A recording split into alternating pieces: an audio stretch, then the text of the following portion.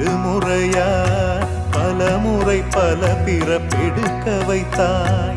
புதுவினையா பழவினையா கணம் கணம் தினம் என்னை துடிக்க வைத்தாய். பொருளுக்கு அலைந்திடும் பொருளற்ற வாழ்க்கையும் துரத்துதே. உன் அருள் அருள் அருள் என்று அலைகின்ற மனம் இன்று பிதற்றுதே.